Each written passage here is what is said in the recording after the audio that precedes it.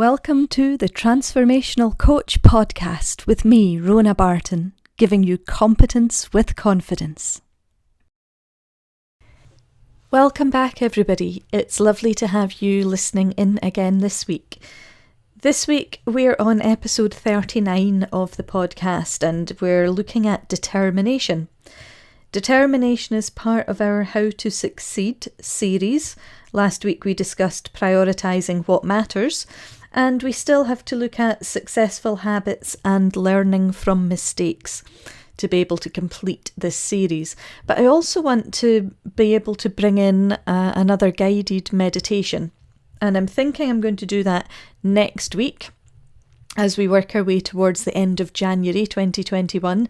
The one I've got in mind I think could be quite useful for everybody. So I'll look at doing that for you as well. In the meantime, how are you all doing? How are you getting on with the coronavirus restrictions or lockdown rules in your area? We're getting on well here in Aberdeen. We've managed to maintain some semblance of normality with working from home, as well as being able to do things like video call family and friends. So that's always a lovely smiley face at the end of a screen to cheer us up. But what about you? What have you been up to? How's your life going? One of the things we've been treating ourselves to this week is a gift that we bought ourselves for Christmas. It's I'm going to try and describe it without mentioning the brand in particular because they don't pay me to advertise them, so I'm not going to. But I will say there is a plug-in streaming service that has ultimately indulged us, and we have been back to our youth streaming some of the films and programmes that they've had on there.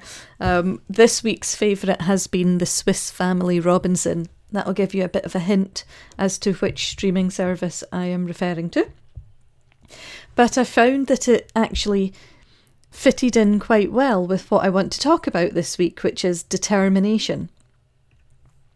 So if you think about determination itself, it's really about persevering towards a goal in spite of obstacles, or maybe because of obstacles. You know, it's this perseverance, this state of I will get there, regardless of how long it might take on occasion.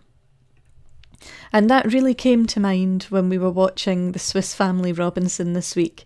It's the one that's got John Mills and Dorothy Maguire in it.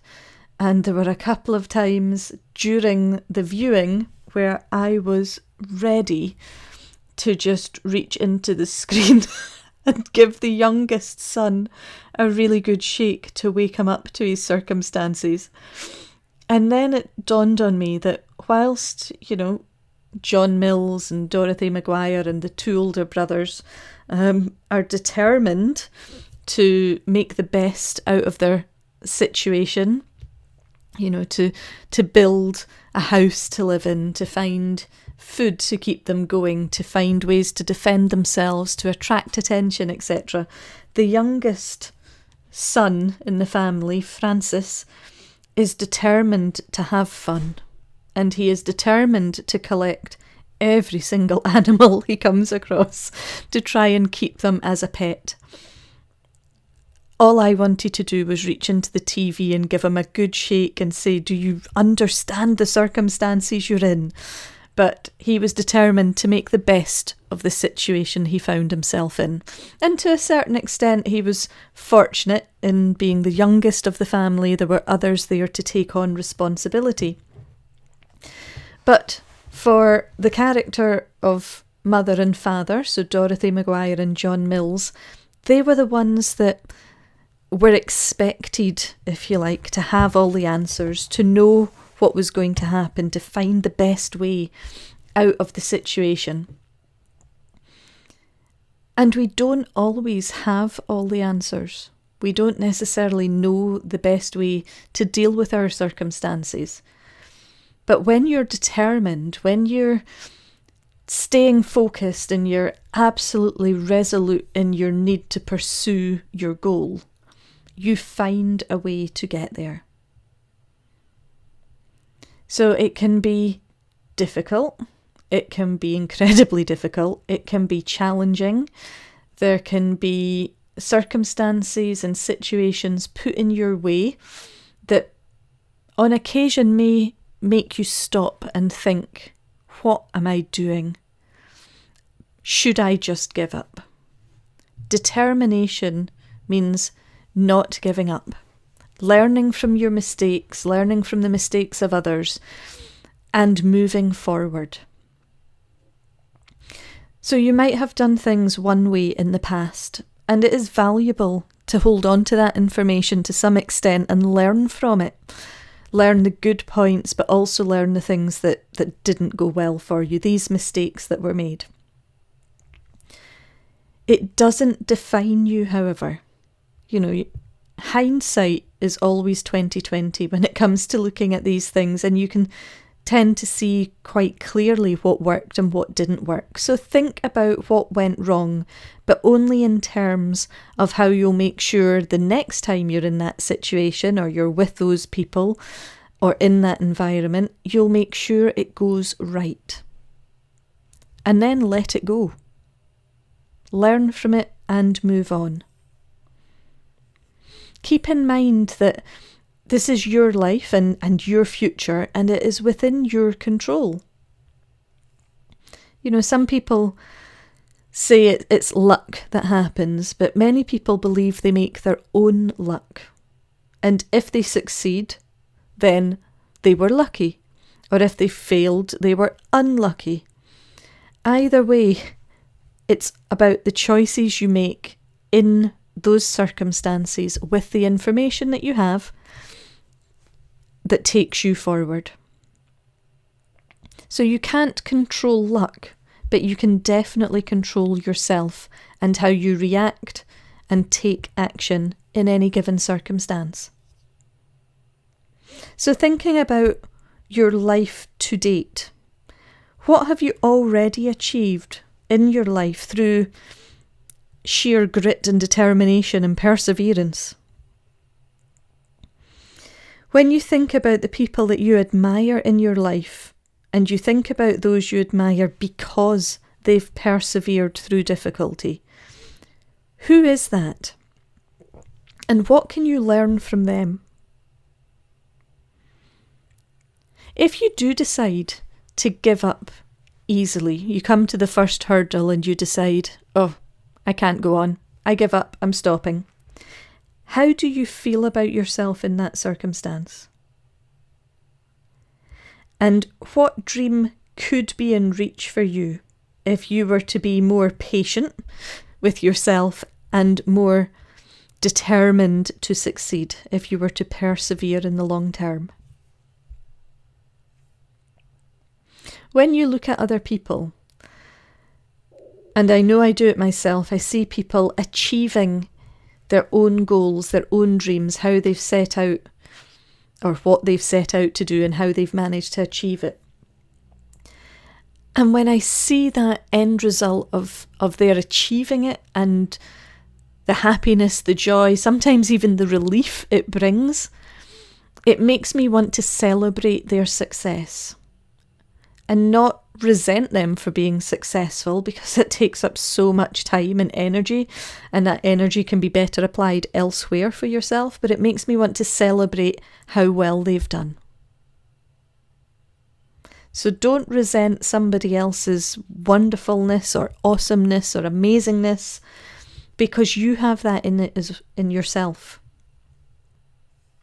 What about trying to only impress yourself with what you've done? Most people like you for who you are, not the clothes you wear, the car you drive, the job title you have. So stop trying to impress other people and impress yourself.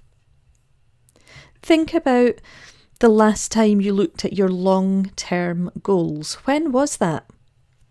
I know we've spoken about goals throughout various episodes of this podcast, but when was the last time you actually flicked back to the start of your notebook, assuming of course you're still making notes as we go along, and looked at your long-term goal? Take a few minutes to do that. Is it still what you want? When you look at your long-term goal as you've got it noted down, how does it feel to you now? Because perhaps your goal has changed. Perhaps you've already met part of that goal and haven't realised it yet. So take some time out this week to look back through the notes you've made and think about your long-term goals, how they were broken down, and what you have already achieved. And if you've gone off at a tangent, why is that? Should you be pulling yourself back to what you were aiming for, or has your longer term goal changed? Take some time to review it. And remember, whilst you're taking time to review that, count your blessings.